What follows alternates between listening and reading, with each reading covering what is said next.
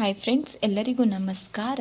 ಮಂಗಳ ಶಿವಮೊಗ್ಗ ಇದು ಮನಸ್ಸುಗಳ ಕಥಾಗುಚ್ಛ ಯೂಟ್ಯೂಬ್ ಚಾನಲ್ಗೆ ಪ್ರತಿಯೊಬ್ಬರಿಗೂ ಸ್ವಾಗತ. ಮೋಡ ಮುಸುಕಿದ ಚಂದ್ರ ಭಾಗ 4 ಮುಂದುವರೆದ ಭಾಗ. ನಿಜ ಪ್ರಶಾಂತ, ನಿನ್ನ ಮಾತು ನಿಜ. ನಿನಗಾಗಿ ಮೀಸಲಾಗಿದ್ದ ನನ್ನ ಹೃದಯ ತೋಟದ ತುಂಬ ನಿನ್ನ ಹೆಸರಿನ ಗಿಡ ಹುಟ್ಟಿ ಹೂ ಅರಳಿದವೇ ವಿನಃ ಬೇರೆ ಗಂಡುಗಳಿಗೆಲ್ಲ ಬಂಜರು ತೋಟದಂತಿತ್ತು. ಅವಳಾಡಿದ ಮಾತುಗಳನ್ನು ಆಲಿಸಿದಾಗ ಬಾಲ್ಯದಿಂದ ಅವಳ ನೆನಪಿನಿಂದ ಸೊರಗಿ ಕೊರಗಿ ಒಂದೊಂದು ದಿನ ಒಂದೊಂದು ಯುಗದಂತೆ ಕಳೆದುದಕ್ಕೆ ಸಾರ್ಥಕವೆನಿಸಿತು ಪ್ರಶಾಂತನಿಗೆ. ಶಿಲ್ಪ, ನೀನು ಒಂದೇ ಕೂಗಲ್ಲಿ ನನ್ನನ್ನು ಹೇಗೆ ಗುರುತಿಸಿದೆ?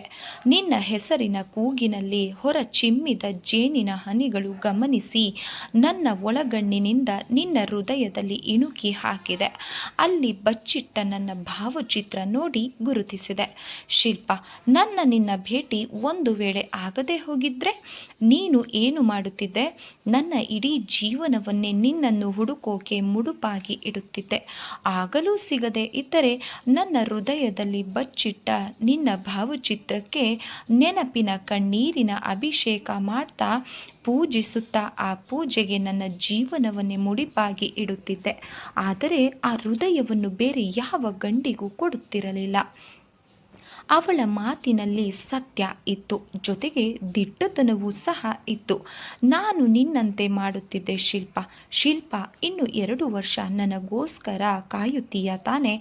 ಕೇವಲ 2 ವರ್ಷ ಏಕೆ, ನನ್ನ ಹೃದಯ ಬಡಿತ ಇರೋವರೆಗೂ ಸಹ ಕಾಯ್ತಾ ಇರ್ತೀನಿ. ಇನ್ನು 2 ವರ್ಷ ಯಾಕೆ ಕೇಳ್ತಾ ಇದ್ದೀನಿ ಗೊತ್ತೇ? ಈಗ ನಮ್ಮ ಮನೆಯ ಜವಾಬ್ದಾರಿ ಪೂರ್ತಿ ನನ್ನ ಮೇಲೆ ಇದೆ. ಆ ಹಾಳು ಹಾರ್ಟ್ ಅಟ್ಯಾಕ್ ನಮ್ಮ ತಂದೆಗಾಗಿ ಕಾಯ್ದುಕೊಂಡು ಕೂತಿತ್ತೋ ಏನೋ ಗೊತ್ತಿಲ್ಲ. ಇಷ್ಟು ದಿನ ಹೇಗೋ ಜೀವನವೆಂಬ ದೋಣಿಗೆ ಹುಟ್ಟು ಹಾಕಿದ್ದೇನೆ. ಲಕ್ಷ್ಮಿ ಬೇರೆ ಬೆಳೆದು ನಿಂತಿದ್ದಾಳೆ. ಅವಳಿಗೊಂದು ಗಂಡು ನೋಡಬೇಕು.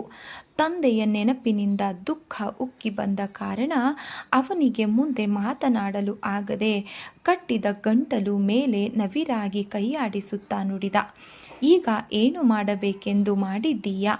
ತುಂಬ ದಿನದಿಂದ ನೌಕರಿಯ ಪ್ರಯತ್ನ ನಡೆಸಿದ್ದೇನೆ.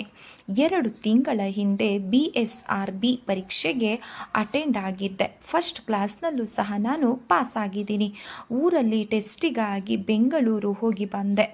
ಇನ್ನು 1 ತಿಂಗಳಲ್ಲಿ ಆರ್ಡರ್ ಕಳುಹಿಸುತ್ತೇವೆ ಎಂದು ಪತ್ರದಿಂದ ತಿಳಿಸಿದ್ದಾರೆ. ಶಿಲ್ಪ, ನನ್ನ ಓದಿಗಾಗಿ, ನಮ್ಮ ಹೊಟ್ಟೆಗಾಗಿ, ನಮ್ಮ ತಾಯಿಯ ಮೈ ಮೇಲಿರೋ ಒಂದು ಗುಂಜಿ ಬಂಗಾರನೂ ಸಹ ಉಳಿಯಲಿಲ್ಲ. ಬೋಳು ಹಣೆಯಲ್ಲಿ ಬರಿದಾದ ಕೊರಳು, ಬಿಳಿ ಅರಿವೆಯಲ್ಲಿ ಅಮ್ಮನಿಗೆ ನೋಡಿದಾಗ ನನ್ನ ಕರುಳಿಗೆ ಕೊಳ್ಳಿ ಇಟ್ಟಂತಾಗುತ್ತದೆ. ನನ್ನ ನೌಕರಿ ಹತ್ತಿದ ಮೇಲೆ ನನ್ನ ತಂಗಿ ಮದುವೆ ಮಾಡಿಕೊಡಬೇಕು. ಅಮ್ಮನಿಗೆ ಮೊದಲು ಇದ್ದದ್ದಕ್ಕಿಂತಲೂ ಹೆಚ್ಚು ಒಡವೆ ವಸ್ತ್ರ ಮಾಡಿಸಿ ಕೊಡಬೇಕು. ಸುಖದ ಸುಪ್ಪತ್ತಿಗೆಯ ಮೇಲೆ ಕೂರಿಸಿ ಕಣ್ತುಂಬ ನೋಡಬೇಕು. ಸದಾ ನನ್ನ ತಾಯಿಯ ತುಟಿಗಳ ಮೇಲೆ ನಗೆ ಕಾಣಬೇಕು. ಅವಳತ್ತ ಬೆನ್ನು ಮಾಡಿ ನಿಂತ ಪ್ರಶಾಂತನನ್ನು ಸಮ್ಮಿತಿಸಿ ಅವನ ಮೊಗವನ್ನು ತನ್ನತ್ತ ತಿರುಗಿಸಿಕೊಂಡಳು. ಕಣ್ಣೀರಿನ ಕಟ್ಟೆಯೊಡೆದು ಧಾರಾಕಾರವಾಗಿ ಹರಿಯುವ ಕಂಪನಿಯನ್ನು ವೀಕ್ಷಿಸಿ ಕರಳು ಹಿಂಡಿದಂತೆ ಭಾಸವಾಯಿತು ಅವಳಿಗೆ. ಯಾಕೋ ಏನೋ ಅವಳ ಕಣ್ಣುಗಳಲ್ಲಿಯೂ ಸಹ ನೀರು ತುಂಬಿಕೊಂಡವು. ಪ್ರಶಾಂತ ಹಳೆಯದ್ದನ್ನು ಮರೆಯುತ್ತಾ ಮುಂದೆ ಮಾಡಬೇಕಾದ ಕಾರ್ಯದತ್ತ ಗಮನ ಕೊಡಬೇಕು. ಎಲ್ಲರಿಗೂ ಹುಟ್ಟು ಅನ್ನೋದು ಇದ್ದಂತೆ ಸಾವು ಸಹ ಅನ್ನೋದು ಇದ್ದದ್ದೇ. ಎಂತೆಂಥ ದೇವಾದಿ ದೇವತೆಗಳಿಗೂ ಸಾವು ತಪ್ಪಿಲ್ಲ. ಹುಟ್ಟು ಸಾವಿನ ಬೆನ್ನೇರಿ ಬರುತ್ತೆ. ಕೆಲ ಹೊತ್ತಿನಿಂದ ತಮ್ಮಿಬ್ಬರನ್ನು ಆವರಿಸಿರುವ ಮೌನವನ್ನು ಮುರಿದು ಪ್ರಶಾಂತ ಪ್ರಶ್ನಿಸಿದ, ಈ ಬಾರಿ ನೀನು BA ಫೈನಲ್ ಇದೆಯೋ ಅಥವಾ BCom ಓದ್ತಿದೆಯೋ ಎಂದು. ಅವನ ಮಾತಿಗೆ ಪೂರ್ಣ ವಿರಾಮ ಕೊಡುವುದಕ್ಕಿಂತ ಮುಂಚೆಯೇ ಹೇಳಿದಳು, BA ಫೈನಲ್. ನೀನು? ಮಿಂಚಿನಷ್ಟು ವೇಗದಲ್ಲಿ ಅವಳ ಪ್ರಶ್ನೆ. BCom final. ನಿಮ್ಮಣ್ಣನ ಮದುವೆ ಆಯ್ತಾ? ಸಿಡುಕಿನಿಂದ ಅಂದಳು. ಇನ್ನೂ ಇಲ್ಲ. ಯಾಕೆ? ನನ್ನ ಮದುವೆ ಆದ ಮೇಲೆ ಮಾಡಿಕೊಳ್ತಾನಂತೆ. ಹಲ್ಲಿನಿಂದ ಉಗುರು ಕಚ್ಚುತ್ತಾ ನುಡಿದಳು ಶಿಲ್ಪ. ಪರೀಕ್ಷೆ ಇನ್ನು 15 ದಿನ ಉಳಿದಿರುವಾಗ ಇರುವುದು. ಅದು ಅಲ್ಲದೆ ಇದು ಫೈನಲ್ ಫಸ್ಟ್ ಕ್ಲಾಸ್ನಲ್ಲಿ ಪಾಸು ಮಾಡಿಕೊಂಡ್ರೆ ನಾವು ಕಲಿತದ್ದಕ್ಕೂ ಸಹ ಒಂದು ಬೆಲೆ ಇರುತ್ತೆ, ಎಲ್ಲಿಯಾದರೂ ನೌಕರಿನೂ ಸಹ ಸಿಗತ್ತೆ. ಪರೀಕ್ಷೆ ಮುಗಿಯೋವರೆಗೂ ಪ್ರೇಮ ಪ್ರಪಂಚದಿಂದ ಕೊಂಚ ದೂರ ಇದ್ದರೆ ಚೆನ್ನ. ಓದಿದ ವಿಷಯ ತಲೆಗೆ ಹತ್ತುತ್ತೆ, ಇಲ್ಲದೆ ಹೋದರೆ ನಾವು ಮಾಡ್ತಾ ಇರೋ ವಿಚಾರದಲ್ಲಿ ವಸ್ತುವಿನಲ್ಲಿ ಭಾವಚಿತ್ರನೇ ಕಾಣಬೇಕಾಗುತ್ತೆ. ನಾನು ಹೇಳಿದ್ದು ಸರಿ ತಾನೆ? ಹೌದು, ಸಂಧಿಸದೆ ಇರೋದೇ ಒಳ್ಳೆಯದು. ಹಾಗಾದರೆ ಹೋಗೋಣವೇ ಮನೆಗೆ? ಆಯ್ತು ನಡಿ. ಅವರ ಕಾಲುಗಳು ಮನೆಯ ದಾರಿಯನ್ನು ಹಿಡಿದವು. ಪ್ರಶಾಂತ ಟಾರ್ ರೋಡಿನ ಮೇಲೆ ಹೊರಟರು. ರಥದಲ್ಲಿ ಕೂತು ಬಾಜಾ ಭಜಂತ್ರಿ ಮೆರವಣಿಗೆಯೊಂದಿಗೆ ಹೋಗುತ್ತಿದ್ದಂತೆ ಭಾಸವಾಯಿತು ಆಕೆಗೆ. ತನ್ನ ದೃಷ್ಟಿಯಲ್ಲಿ ಹರಿದಂತೆಲ್ಲ ಸಂತೋಷವೇ ಸಂತೋಷ. ಕಣ್ಣಿಗೆ ಕಂಡ ವಸ್ತುಗಳು, ಪ್ರಾಣಿಗಳು, ಹಕ್ಕಿ ಪಕ್ಷಿಗಳು ಹಾರಾಡುತ್ತಲಿವೆ, ನರ್ತಿಸುತ್ತಲಿವೆ. ಆ ಮನೋಹರ ದೃಶ್ಯವನ್ನು ತುಂಬು ದೃಷ್ಟಿಯಿಂದ ವೀಕ್ಷಿಸುತ್ತಾ ಹೊರಟಂತೆ ನಕ್ಷತ್ರಗಳೆಲ್ಲ ತನ್ನನ್ನು ನೋಡಿ ನಕ್ಕು ಮಾಯವಾದಂತೆ, ಗುಡುಗು ಸಿಡಿಲಿನ ಆರ್ಭಟವಾಗಿ ಹೂ ಮಳೆಯಾಗುತ್ತಿದ್ದಂತೆ ಆ ಹೂ ರಾಶಿಯ ನಡುವೆ ತಾನು ಹರಿದು ಹೊರಟಂತೆ ತೋರಿತು. ಎಷ್ಟೋ ದಿನದಿಂದ ಅವನ ಮುಖದಲ್ಲಿ ಕಾಣುತ್ತಿದ್ದ ಚೈತನ್ಯ, ಹೂವಿನಂತೆ ಅರಳಿದ ಕೆನ್ನೆ, ಮುಗುಳು ನಗೆ ತುಂಬಿ ಚೆಲ್ಲುತ್ತಿದ್ದ ತುಟಿಗಳು, ದಿಗ್ವಿಜಯ ಮಾಡಿ ಬಂದಂತಿದ್ದ ಕಳೆಯಾದ ಮುಖ ವೀಕ್ಷಿಸಿ ಅವಕ್ಕಾದಳು ಶಾಂತಮ್ಮ. ಅವರೆಕಾಯಿ ಸೋಸುತ್ತಿದ್ದ ಅವಳ ಕೈ ತಟಸ್ಥವಾಯಿತು. ಬಾಯಿ ತೆರೆದೇ ಇತ್ತು. ನೋಟದಲ್ಲಿ ಹೊಸತನವಿತ್ತು. ಏನಮ್ಮ ಹೀಗೆ ನೋಡ್ತಾ ಇದ್ದೀಯಾ? ಹೌದು ಪ್ರಶಾಂತ, ಎಷ್ಟೋ ದಿನಗಳಿಂದ ಈ ನಿನ್ನ ಲಕ್ಷಣವಾದ ಮುಖವನ್ನು ನೋಡಲು ಕಾದು ಕುಳಿತ ನನ್ನ ಕಣ್ಣುಗಳ ನೀರಡಿಕೆ ಇಂದು ಇಂಗಿಸುತ್ತಾ ಇದ್ದೀನಿ. ಇಂದು ಏನು ಗೆದ್ದು ಬಂದಿದ್ದೀಯೋ? ಏನೂ ಇಲ್ಲ ಅಮ್ಮ, ಆಶ್ಚರ್ಯ ಸೂಚಕ ಸ್ವರದಲ್ಲಿ ಹೇಳಿದ. ಕುಳಿತ ಸ್ಥಳದಿಂದ ಚಂಗನೆ ಎದ್ದು ಆನಂದದ ಅಶ್ರು ಮಿಡಿಯುತ್ತಾ ತನ್ನ ಬೊಗಸೆಯೊಳಗೆ ಮುಖ ಹಿಡಿದು ಹಣೆಯನ್ನು ಚುಂಬಿಸಿ ಎದೆಗವಿಚಿಕೊಂಡು ಹೇಳಿದಳು, ಪ್ರಶಾಂತ, ನನ್ನ ಕಂದ, ನೀನು ಯಾವಾಗಲೂ ಇದೇ ರೀತಿ ನಗು ನಗುತ್ತಾ ಇರು. ತಾಯಿಯ ಪ್ರೀತಿ, ವಾತ್ಸಲ್ಯ, ಮಮತೆಯ ಕೈಗೊಂಬೆಯಾಗಿ ಹುಚ್ಚನಂತೆ ತಾಯಿಯನ್ನು ಅವಲೋಕಿಸುತ್ತಿದ್ದ, ತನಗಾಗಿ ತನ್ನನ್ನು ಇಷ್ಟರವರೆಗೆ ಬೆಳೆಸಲು ತನ್ನ ತಾಯಿ ಮಾಡಿರುವ ಕಷ್ಟಗಳೆಲ್ಲ ಪಟಾಕಿ ಸರದಂತೆ ಒಂದೊಂದಾಗಿ ಕಣ್ಣುಗಳ ಮುಂದೆ ಸುಳಿದವು. ಕಣ್ಣು ಮುಚ್ಚಿ ಕಣ್ಣು ತೆರೆಯುವಷ್ಟರಲ್ಲಿ ಬಾಡಿಗೆ ಮನೆ, ಹಾಲಿನದು, ಲೈಟಿನ ಬಿಲ್ಲು, ನೀರಿನ ಬಿಲ್ಲು, ಮನೆಗೆ ತಿಂಗಳ ರೇಷನ್, ಅರಿವೇ ತನಗೆ ಒಂದು ಪದಾರ್ಥದ ಕೊರತೆಯಾದಂತೆ ಮುದ್ದಾಗಿ ಬೆಳೆಸಿ ತಾನು 10 ತೇಪೆ ಹಚ್ಚಿದ ಸೀರೆ, ರವಿಕೆ ತೊಟ್ಟು ದಿನ ದೂಡಿದ ತನ್ನ ತಾಯಿಯನ್ನು ಮೈತುಂಬ ಒಡವೆ ವಸ್ತ್ರಗಳಿಂದ ರಾಣಿಯಂತೆ ಕಂಗೊಳಿಸುತ್ತಿರುವಂತೆ ಕಾಣುವ ದಿನ ಯಾವತ್ತು ಬಂದಿತೋ ಎಂದು ಪರಿತಪಿಸಿದ. ಲಕ್ಷ್ಮಿ ಅಧಿಕಾರಯುಕ್ತ ವಾಣಿಯಲ್ಲಿ ಅಡುಗೆ ಕೋಣೆಯಿಂದ ಕೂಗಿದಳು, ಅಣ್ಣ, ಊಟಕ್ಕೆ ತಟ್ಟೆ ಇಟ್ಟಿದ್ದೀನಿ, ಬೇಗ ಕೈ ಕಾಲು ಮುಖ ತೊಳ್ಕೊಂಡು ಬಾ, ಬರ್ತೀನಮ್ಮ ಎನ್ನುತ್ತಾ ಬಚ್ಚಲು ಮನೆ ಕಡೆ ತಿರುಗಿ ಕೈಕಾಲು ಮುಖವನ್ನು ತೊಳೆದು ತಾಯಿಯ ಜೊತೆ ತಂಗಿ ತೆಗೆದಿರಿಸಿದ ತಟ್ಟೆಗೆ ಕುಳಿತ. ಅದೊಂದು ದಿನ ಕಾಲೇಜಿನ ಪರೀಕ್ಷೆ ಮುಗಿದು ತಾನು ಹೇಳಿರುವ ಮಾತಿನಂತೆ ಪರೀಕ್ಷೆಯಾಗುವವರೆಗೂ ಅವಳ ದರ್ಶನ ಪಡೆಯದೇ ಇದ್ದ ಪ್ರಶಾಂತ ಶಿಲ್ಪಾಳನ್ನು ಭೇಟಿಯಾಗಲು ತನ್ನ ದಿನನಿತ್ಯದ ಮಾಮೂಲಿ ಕೆಲಸ ಮುಗಿಸಿ ಹೊರಡಲು ಅನುವಾಗಿ ನಿಂತಿದ್ದ. ಹೊರಗಿನಿಂದ ಸೈಕಲ್ನ ಗಂಟೆ ಬಾರಿಸಿದ್ದು ಆಲಿಸಿದಾಗ ತನ್ನ ನೋಟ ಕಿಟಕಿಯಿಂದ ಹೊರಗೆ ಬಿಟ್ಟ. ಕಾಕಿ ಸಮವಸ್ತ್ರದಲ್ಲಿ ಸಾಕಷ್ಟು ಲಕೋಟೆ ಪತ್ರಗಳನ್ನು ಹಿಡಿದುಕೊಂಡು ಬಾಗಿಲತ್ತ ದೃಷ್ಟಿಯಿಟ್ಟು ತನ್ನ ಬರುವಿಕೆಗಾಗಿ ತನಗೆ ಬರಬೇಕಾಗಿದ್ದ ಹುದ್ದೆಯ ಆರ್ಡರ್ ಬಂದಿರಬಹುದೇನೋ ಎಂದು ಅರ್ಥವ್ಯಸ್ತನಾದ ತಲೆ ಕೂದಲನ್ನು ಬಾಚಿಕೊಳ್ಳದೆ ಜಿಂಕೆಯಂತೆ ಹಾರಿ ಬಂದು ಅವನು ಕೊಟ್ಟ ಲಕೋಟೆಯನ್ನು ಅಲ್ಲಿಯೇ ಹರಿದು ಲಘು ಬಗೆಯಿಂದ ಮಡಿಕೆಯಾದ ಪತ್ರದ ಮೇಲೆ ನೋಟ ಹರಿಸಿದಾಗ ತನ್ನ ಊಹೆ ಸುಳ್ಳಾಗಲಿಲ್ಲ. ಪ್ರಶಾಂತನ ತುಟಿ ಅಂಚಿನಲ್ಲಿ ಮೂಡಿದಾಗ ತನ್ನ ಹಲ್ಲುಗಳನ್ನು ಪ್ರದರ್ಶಿಸಿದನು. ಪ್ರಶಾಂತನ ಕೈಗಳು ತಾವಾಗಿ ಜೇಬುಗಳಲ್ಲಿ ಹರಿದಾಡಿ ಏನೂ ಸಿಗದಾದಾಗ ಹೊರಬಂದವು. ಚಿಟ್ಟೆಯಂತೆ ಹಾರಿ ಬಂದು ಅಡುಗೆ ಮನೆಯಲ್ಲಿದ್ದ ತಾಯಿಯನ್ನು ಸಮೀಪಿಸಿ, ಅಮ್ಮ, 50 ರೂಪಾಯಿ ಇದ್ದರೆ ಕೊಡಮ್ಮ ಎಂದ. 1 ಪೈಸೆಯೂ ಇಲ್ವಲ್ಲೋ ಎಂದು ಅತಿ ಬೇಸರದಿಂದ ನುಡಿದಳು ಶಾಂತಮ್ಮ. ಅಷ್ಟೊತ್ತಿಗೆ ತಾನು ಒಂದುಗೂಡಿಸಿದ ದುಡ್ಡಿನಲ್ಲಿದ್ದ ಪುಡಿಗಾಸನ್ನು ಅಣ್ಣನ ಬೊಗಸೆಯೊಳಗೆ ಇಟ್ಟಳು. ಅದನ್ನು ಪೋಸ್ಟ್ಮನ್ಗೆ ತಲುಪಿಸಿ ಒಳಬಂದ ಪ್ರಶಾಂತ ತಾಯಿಗೆ ಹೇಳಿದ, ಅಮ್ಮ, ಜೀವನದಲ್ಲಿ ಪ್ರತಿಯೊಂದಕ್ಕೂ ಮುಕ್ತಾಯ ಅನ್ನೋದು ಇದ್ದೇ ಇದೆ. ನಮ್ಮ ದುಃಖ ಕಷ್ಟಗಳೆಲ್ಲ ಇಂದಿಗೆ ಕೊನೆ ಬಂತು.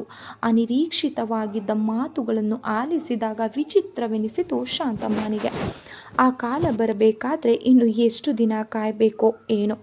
ಅಷ್ಟು ಹೊತ್ತಿನಿಂದ ಒಗಟಿನಂತಿದ್ದ ಮಾತು ಕೇಳಿದ, ಇಲ್ಲಿ ನೋಡಮ್ಮ, ಆರ್ಡರ್ ಬಂತು, ಬ್ಯಾಂಕಿನಲ್ಲಿ ಕೆಲಸ ಸಿಕ್ತು. ಸಂತೋಷ ಮಿಶ್ರಿತ ಆಶ್ಚರ್ಯದಿಂದ ಮೆಲು ಧ್ವನಿಯಲ್ಲಿ ಕೇಳಿದಳು ಶಾಂತಮ್ಮ. ನಿಜ ಏನೋ? ಹೌದಮ್ಮ. ಈಗೇನು ಹೊಟ್ಟೆ ತುಂಬಿಸುವುದಕ್ಕೋಸ್ಕರ ನೀನು ಪಡುತ್ತಿರುವ ಶ್ರಮದಿಂದ ಬಿಡಿಸಿಕೊಳ್ಳೋಕೆ ಈಗ ಕಣ್ಣೀರಿನ ಹೊಳೆಯಲ್ಲಿ ಈಸಿ ಈಗ ದಡ ಮುಟ್ಟೋ ವೇಳೆ ಬಂತು. ನನ್ನ ಪ್ರಾಣ ಇರೋವರೆಗೂ ಮತ್ತೆ ಆ ಹೊಳೆಯಲ್ಲಿ ಧುಮುಕೋದಕ್ಕೆ ಎಂದು ಬಿಡಲಾರೆ ಎನ್ನುತ್ತಾ ಗೋಡೆಗೆ ಒರಗಿ ನಿಂತ ಲಕ್ಷ್ಮಿಯ ತಲೆಯ ಮೇಲೆ ನವಿರಾಗಿ ಕೈಯಾಡಿಸುತ್ತಾ, ಲಕ್ಷ್ಮಿ, ನಿನಗೆ ಆದಷ್ಟು ಬೇಗ ಒಳ್ಳೆಯ ನೌಕರಸ್ಥನನ್ನು ಹುಡುಕಿ ಮದುವೆ ಮಾಡಿಕೊಡ್ತೀನಮ್ಮ ಎಂದು ಮುಖದ ತುಂಬ ಹರಡಿರುವ ಕೂದಲುಗಳನ್ನು ಹಿಂದಕ್ಕೆ ಸರಿಸಿ ಚುಂಬಿಸಿ ಅಲ್ಲಿಂದ ಕಾಲ್ತೆಗೆದ. ಅಣ್ಣ, ನಿನ್ನ ಸಂಪಾದನೆ ಪ್ರಾರಂಭವಾದ ದಿನವೇ ನಿನ್ನ ತಂಗಿನ ಈ ಮನೆಯಿಂದ ಆಚೆ ದೂಡಬೇಕು ಅಂತ ತೀರ್ಮಾನನೂ ಮಾಡಿಬಿಟ್ಯಾ? ನಯನಗಳಲ್ಲಿ ವೇದನೆ ತುಂಬಿಕೊಂಡು ತಗ್ಗಿದ ಸ್ವರದಲ್ಲಿ ನುಡಿದ ಲಕ್ಷ್ಮಿ. ಮಾತು ಪ್ರಶಾಂತನಿಗೆ ಮಾತಾಗಿ ನೀಡಲಿಲ್ಲ. ವಿಷಪೂರಿತ ಮುಳ್ಳಾಗಿ ನೆಟ್ಟು ರಕ್ತ ಚಿಮ್ಮಿಸಿದಂತೆ ಭಾಸವಾಯಿತು. ಲಕ್ಷ್ಮಿಯಿಂದ ಬಹುದೂರ ನಿಂತ ಪ್ರಶಾಂತನ ಕಾಲುಗಳು ತಾನಂತೆ ಹರಿದು ತಟಸ್ಥಗೊಂಡು ಕೈಗಳು ಬರಸೆಳೆದು ಎಳೆದುಕೊಂಡವು. ಕಂಠ ಕಂಪಿಸಿತು. ಮುಖದ ಲಕ್ಷಣ ಕಂದಿ ಹೋಯಿತು. ಕಂಬನಿ ತಡೆ ಇಲ್ಲದೆ ಜಾರಿತು. ಮಾತುಗಳು ಅತಿ ಪ್ರಯಾಸದಿಂದ ಹೊರಬಿದ್ದವು. ಅಮ್ಮ ಲಕ್ಷ್ಮಿ, ಯಾವ ತಂದೆ ತಾಯಿ ಅಣ್ಣನೂ ತಮ್ಮ ಮನೆಯಿಂದ ಮಕ್ಕಳನ್ನು, ತಂಗಿಯರನ್ನು ಕತ್ತು ಹಿಡಿದು ಹೊರದೂಡಲ್ಲ. ಆದರೆ ಏನು ಮಾಡೋದು? ಪ್ರಕೃತಿ ನಿಯಮ. ಸಮಾಜದ ಕಟ್ಟುಪಾಡುಗಳನ್ನು ಉಲ್ಲಂಘಿಸಿ ನಡೆಯೋಕ್ಕಾಗಲ್ಲ. ಯಾವ ವಯಸ್ಸಿನಲ್ಲಿ ಏನೇನು ಆಗಬೇಕೋ ಅದೆಲ್ಲ ಆಗಲೇಬೇಕು. ಇಲ್ಲದೆ ಹೋದರೆ ಈ ಸಮಾಜದ ಜನ ಬೆರಳು ಮಾಡಿ ನಮ್ಮಡೆ ತೋರಿಸ್ತಾರೆ. ಯಾವ ಮಗಳು ಯಾವ ತಾಯಿಗಾಗಲಿ ಮನೆಗಾಗಲಿ ಭಾರ ಆಗೋಲ್ಲ. ತಾನು ನಿಂತ ಸ್ಥಳದಿಂದ ಮಗಳ ಬಳಿ ಬಂದ ಶಾಂತಮ್ಮ ಮಗನ ಮಾತಿಗೆ ಪುಷ್ಟಿ ತುಂಬುವಂತೆ ನುಡಿದಳು. ಹೌದಮ್ಮ ಲಕ್ಷ್ಮಿ, ಅಣ್ಣನ ಮಾತು 100ಕ್ಕೆ 100 ಸತ್ಯ. ಅಮ್ಮ ಲಕ್ಷ್ಮಿ, ಹೆತ್ತು ಹೊತ್ತು ಸಾಕಿ ಸಲುಹಿ ದೊಡ್ಡವರನ್ನಾಗಿ ಮಾಡಿ ನಮ್ಮ ಮಕ್ಕಳನ್ನು ಪರರ ಮನೆಗೆ ಬಲವಂತವಾಗಿ ಕಳುಹಿಸ್ತೀವೆಂದು ನೀನು ತಿಳಿದಿರುವೆಯಾ?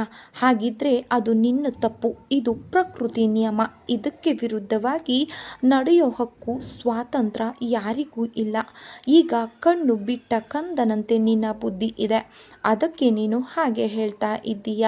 ಇನ್ನು ಸ್ವಲ್ಪ ದಿನಕ್ಕೆ ನಿನಗೆ ಗೊತ್ತಾಗುತ್ತೆ. ಲಕ್ಷ್ಮಿಯ ಮನಸ್ಸಿನ ಮೇಲೆ ತಾಯಿಯ ಮಾತು ಪರಿಣಾಮ ಬೀರಿತೋ ಏನೋ. ಮೌನವಾಗಿ ಒಳ ನಡೆದಳು. ಅಮ್ಮ, ನಾನು ಸುಧೀರನ ಮನೆಗೆ ಹೋಗಿ ಬರ್ತೀನಿ. ಆಯಿತು, ಬೇಗ ಬಂದು ಬಿಡು. ಆಯಿತು ಎನ್ನುತ್ತಾ ಯಾವುದೋ ಒಂದು ಹಾಡನ್ನು ಶಿಲ್ಲಿನಲ್ಲಿ ತೇಲಿಸುತ್ತಾ ಅಂಗಳಕ್ಕಿಳಿದ. ಪ್ರಶಾಂತ ಹೇಳಿದ ಮಾತಿನಂತೆ ಶಿಲ್ಪ ಹೊತ್ತಿಗಿಂತ ಮುಂಚೆ ಅವನ ನಿರೀಕ್ಷೆಯಲ್ಲಿ ಜನಸಂಚಾರವಿಲ್ಲದ ತಾವೇ ಗುರುತು ಮಾಡಿದ ಸ್ಥಳದಲ್ಲಿ ಕುಳಿತಿದ್ದಳು. ಪ್ರಶಾಂತ ಬಹಳ ಹೊತ್ತಿನಿಂದ ಬಾರದಿದ್ದನ್ನು ಗಮನಿಸಿದಾಗ ಮನಸ್ಸಿನಲ್ಲಿ ಭಯದ ಅಲೆಗಳು ಇದ್ದವು. ಸಹ ಅಸಮಾಧಾನದ ಗಾಳಿ ತಾಕತೊಡಗಿತು. ತಲೆಯಲ್ಲಿ ಬೇಸರದ ಬೆಟ್ಟ ಸ್ಫೋಟವಾಗುವಂತಹ ಇದು 108 ವಿಚಾರಗಳು ಇರುವೆಯಂತೆ ಮುತ್ತಿಕೊಂಡವು. ತಾನು ವಿಶೇಷವಾಗಿ ಮಾಡಿಕೊಂಡು ಬಂದ ಅಲಂಕಾರವೆಲ್ಲ ವ್ಯರ್ಥವಾಯಿತೆಂದು ಮನೆಯ ಹಾದಿ ಹಿಡಿಯಬೇಕೆನ್ನುವಷ್ಟರಲ್ಲಿ ಹಿಂದಿನಿಂದ ಕೂಗುವೊಂದು ಕೇಳಿಬಂದು ಶಿಲ್ಪಾಳ ಕಿವಿಗಳಿಗೆ ತಾಕಿದಾಗ ಮೈಮನ ಅರಳಿದವು. ತುಟಿಗಳು ಒಳಗಿನಿಂದ ಮಧುರ ನಗೆಯ ಚಿಲುಮೆ ಪುಟಿದು ಕಣ್ಣು ಮಿಂಚಿನಂತೆ ಹೊಳೆದವು. ಅವಳ 2 ಕೈಗಳು ತಾವಾಗಿಯೇ ಹರಡಿ ಅಪ್ಪಿಕೊಳ್ಳುವಂತೆ ಕೂಗಿದವು. ಅವಳ ಕೈಗಳು ಪ್ರಶಾಂತ ಹಕ್ಕಿಯಂತೆ ಹಾರಿ ಬಂದು ಅವಳ ಬಳುಕುವ ನಡು ಬಳಸಿ ತೋಳುಗಳಿಂದ ಬಂಧಿಸಿದ. ಅವನ ಕೈ ಬೆರಳುಗಳು ಅವಳ ಕೊರಳ ಮೇಲೆ ಹರಿದಾಡಿದವು. ಅವನ ಸ್ಪರ್ಶದಿಂದ ಅವಳ ಮೈಯಲ್ಲಿ ನರನಾಡಿಗಳಲ್ಲಿ ಕಾರಂಜಿ ಮೆತ್ತುವಂತೆ ಹರಿಯಿತು. ಆ ಕ್ಷಣ ಸುಖ, ಅದರ ಅನುಭವ, ಆದರೆ ಸವಿರುಚಿ ಇಬ್ಬರು ಮೌನದಿಂದಲೇ ಅನುಭವಿಸಿದರು. ಪರಸ್ಪರ ಒಲಿದ ಈ ವರಹೃದಯಗಳು ಸ್ವಯಂ ಅರಳಿದಾಗ ಬೇರೆಯವರ ಪರಿವೆಯಾದರೂ ಎಲ್ಲಿ? ಚಿಟ್ಟೆಯಂತೆ ಅಂಟಿಕೊಂಡ ದೇಹಗಳು ಪರಸ್ಪರ ಒಬ್ಬರನ್ನೊಬ್ಬರು ಆಲಿಂಗಿಸಿಕೊಂಡರೂ ಬಹಳ ಹೊತ್ತಿನಿಂದ ಒಬ್ಬರು ನೋಡುವುದರಲ್ಲಿ ಮೈಮರೆತಿದ್ದರು. ಹಲವಾರು ಬಣ್ಣದ ಸುಂದರ ಸ್ವಪ್ನಗಳನ್ನು ಕಾಣುವಾಗ ಹೂಮಳೆಯಿಂದ ನೆನೆದು ಹೂವಿನ ಹೊಳೆಯಲ್ಲಿ ಹರಿದು ಸ್ವರ್ಗ ಸೇರಿದಂತೆ ಭಾಸವಾಯಿತು. ಮಳೆಯ ಹನಿಗಳಿಂದ ಎಚ್ಚರವೂ ಆಯಿತು. 1 ಗಂಟೆಯಿಂದ ಕಾಯ್ತಾ ಇದ್ದೀನಿ. ಯಾಕೆ ಇಷ್ಟು ಹೊತ್ತು? ಸಿಡುಕು ಧ್ವನಿಯಲ್ಲಿ ಕೇಳಿದಳು. ಮೃದು ಸ್ವರದಲ್ಲಿ ಪ್ರೇಮದಿಂದ ಅವಳ ತುಟಿಯ ಮೇಲೆ ಕೈಯಾಡಿಸುತ್ತಾ, ಸಿಟ್ಟಾಗಬೇಡ ಶಿಲ್ಪ, ನಾನು ಅಂದು ಆಡಿದ ಮಾತಿನಂತೆ ಸರಿಯಾಗಿ ಬಂದಿದ್ದೀನಿ ಇಲ್ವಾ? 15 ದಿನದಿಂದ ಸಂಧಿಸದೆ ಇದ್ದದ್ದು ನೋಡಿ ನನ್ನನ್ನು ಎಲ್ಲಿ ಮರೆತು ಬಿಟ್ಟೆಯೋ ಏನೋ ಅಂದುಕೊಂಡಿದ್ದೆ. ಪೆಚ್ಚು ಮುಖದಿಂದ ನಿರಾಶೆಯ ಧ್ವನಿಯಲ್ಲಿ ತುಟಿ ಕಚ್ಚಿ ನುಡಿದಳು. ಹೆಣ್ಣು ಮಕ್ಕಳಿಗೆ ಸಂಶಯದ ಸ್ವಭಾವ ಹೋಗಲ್ಲ ನೋಡು. ಕೊಬ್ಬು ಒಂದುಗೂಡಿಸಿ ಹೇಳಿದ. ಈಗ ನಾವು ಮಾಡೋದೇ ತಪ್ಪು ಕೆಲಸ. ಮನಸ್ಸು ಒಂದಾಗೋಕೆ ಬಿಡೋದೇ ಹೆಣ್ಣಿನ ಅಶಕ್ತತೆ. ಗಂಡಸಿನ ಮೊದಲ ನೋಟಕ್ಕೆ ಒಂದು ವೇಳೆ ಸೋತರೆ ತನ್ನ ಪ್ರಾಣದ ಮೇಲಿನ ಆಸೆ ಬಿಟ್ಟು ಹುಲಿ ಗುಂಡಿಗೆ ಪಡೆದು ತನ್ನ ಶವ ಸಂಸ್ಕಾರದ ಸಿದ್ಧತೆ ಮಾಡಿಯೇ ಪ್ರೇಮ ಮಹಲಿನ ಮೊದಲನೆಯ ಮೆಟ್ಟಿಲ ಮೇಲೆ ದಿಟ್ಟತನದಿಂದ ಹೆಜ್ಜೆ ಇಡ್ತಾಳೆ. ಯಾಕಂತೀಯ? ಪ್ರೇಮವೆಂದರೆ ಯೌವನದ ಹೊಳೆ. ಆ ಹೊಳೆಗೆ ಆಳನೂ ಇಲ್ಲ, ಕೊನೆನೂ ಇಲ್ಲ. ಇದೊಂದು ಹುಚ್ಚು ಹೊಳೆ ಅನ್ನೋದು ಗೊತ್ತಿದ್ದು ಈ ತೀರದಿಂದ ಆ ತೀರ ಮುಟ್ಟಲು ನೀರಿನಲ್ಲಿ ಧುಮುಕಿ ಈಜುತ್ತಾ ಕಲ್ಲು ಮುಳ್ಳು ಬಂಡೆಗಳ ಹೊಡೆತಕ್ಕೆ ಬಲಿಯಾಗಿ ನೋವು, ಸಂಕಟ, ದುಃಖ ಅನುಭವಿಸಿ ದಡ ಮುಟ್ಟಲು ಆಗದೆ ತಮ್ಮ ಪ್ರೇಮ ಕೀರ್ತಿ ಶಿಖರ ಮುಟ್ಟುವ ಮೊದಲೇ ಅರ್ಧ ದಾರಿಯಲ್ಲಿ ಗಂಗಾಮಾತೆಯ ಪಾಲಾಗ್ತಾರೆ. 100ಕ್ಕೆ ಒಬ್ಬರು ಇಬ್ಬರು ಆ ಹೊಳೆಯಿಂದ ಈಸಿ ದಡ ಮುಟ್ಟುತ್ತಾರೆ. ಆದರೆ ನನಗೆ ಅಷ್ಟೇ ಕಷ್ಟ, ಕಾರ್ಪಣ್ಯ, ದುಃಖ, ಸಂಕಟ ಬಂದರೂ ಕೂಡ ಅವೆಲ್ಲವನ್ನು ಎದುರಿಸಿ ನಾನು ನಿಮ್ಮ ಹೃದಯದ ಪ್ರೇಮ ಮಹಲಿನಲ್ಲಿ ರಾಣಿಯಾಗಿ ಮೆರೆಯಬೇಕು. ಇಷ್ಟೇ ನನ್ನ ಆಸೆ. ಕಣ್ಣೀರಿನ ತೆರೆಯ ಮೂಲಕ ಪ್ರಶಾಂತನ ಮುಖವನ್ನು ವೀಕ್ಷಿಸುತ್ತಾ ಬಿಕ್ಕಳಿಕೆಯನ್ನು ನುಸುಳಿ ಬಂದವು ಈ ಮಾತುಗಳು. ಇಷ್ಟೆಲ್ಲ ಆಸೆ ಇಟ್ಟುಕೊಂಡಿದ್ದೀಯಲ್ಲ, ನಿನ್ನ ಆಸೆಯ ದೋಣಿ ಬುಡ ಮೇಲಾದರೆ ಗಾಳಿಯ ಒತ್ತಡವನ್ನು ತಡೆದು ನಿಲ್ಲಿಸುವೆ.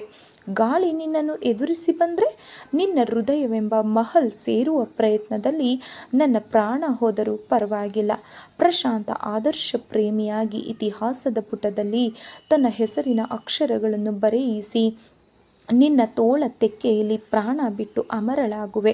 ಶಿಲ್ಪಾಳ ನಯನಗಳಲ್ಲಿ ನೀರು ತುಂಬಿದ್ದು ಪ್ರಶಾಂತನ ಕಣ್ಣುಗಳನ್ನು ತೇವಗೊಳಿಸಿತು. ಅವಳನ್ನು ಸಾಂತ್ವನಗೊಳಿಸಲು ಅಸಮರ್ಥನಾಗಿದ್ದ ಶಿಲ್ಪಾಳ ಕಣ್ಣುಗಳಿಂದ ವಿರಾಮವಿಲ್ಲದೆ ಉರುಳುವ ಕಂಬನಿಯ ತೊಟ್ಟುಗಳನ್ನು ಒರೆಸಲು ಕೈ ಮುಂದೆ ಚಾಚಿದ ಪ್ರಶಾಂತ. ಸ್ನೇಹಿತರೆ, ಈ ಒಂದು ಕಾದಂಬರಿ ತಮಗೆ ಇಷ್ಟ ಆಗಿದ್ರೆ ದಯವಿಟ್ಟು ಲೈಕ್ ಮಾಡಿ, ಸಬ್ಸ್ಕ್ರೈಬ್ ಮಾಡಿ, ಸಪೋರ್ಟ್ ಮಾಡಿ. ಕತೆ ಹೇಗಿತ್ತು ಅಂಥೇಳಿ ಕಮೆಂಟ್ ಮಾಡಿ ಫ್ರೆಂಡ್ಸ್. ಅದೆಷ್ಟೋ ಹೆಣ್ಣು ಮಕ್ಕಳ ಬದುಕಿನಲ್ಲಿ ಇಂತಹ ಅಣ್ಣ ಒಬ್ಬ ಇದ್ದರೆ, ಅಥವಾ ಎಲ್ಲ ತಾಯಿ, ತಂಗಿ, ಅಕ್ಕಂದಿರಿಗೂ ಬದುಕಿನ ಆದರ್ಶ ಹಾದಿ ಹಿಡಿಯೋದ್ರಲ್ಲಿ ಯಾವುದೇ ಒಂದು ಅಡೆತಡೆ ಇರೋದಿಲ್ಲ. ನಮಸ್ಕಾರ.